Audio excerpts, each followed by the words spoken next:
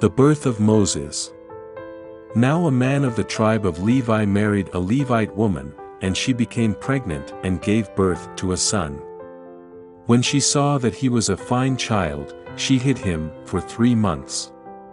But when she could hide him no longer, she got a papyrus basket for him and coated it with tar and pitch. Then she placed the child in it and put it among the reeds along the bank of the Nile. His sister stood at a distance to see what would happen to him. Then Pharaoh's daughter went down to the Nile to bathe, and her attendants were walking along the riverbank. She saw the basket among the reeds and sent her female slave to get it. She opened it and saw the baby. He was crying, and she felt sorry for him. "This is one of the Hebrew babies," she said. Then his sister asked Pharaoh's daughter, "Shall I go and get one of the Hebrew women to nurse the baby for you?" "Yes, go," she answered. So the girl went and got the baby's mother. Pharaoh's daughter said to her, "Take this baby and nurse him for me, and I will pay you." So the woman took the baby and nursed him. When the child grew older, she took him to Pharaoh's daughter, and he became her son. She named him Moses, saying, "I drew him out of the water." Moses flees to Midian. One day, after Moses had grown up, he went out to where his own people were and watched them at their hard labor. He saw an Egyptian beating a Hebrew, one of his own people.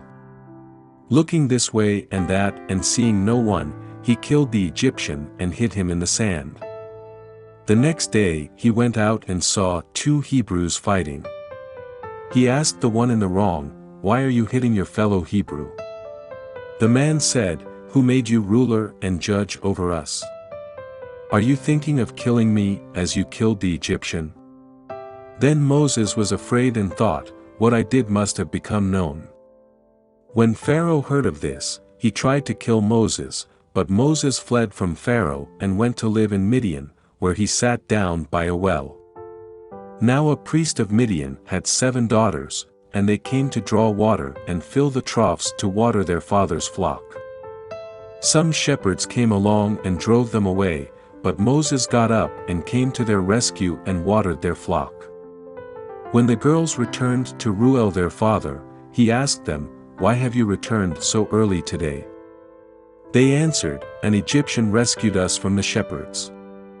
He even drew water for us and watered the flock." "And where is he?" Reuel asked his daughters.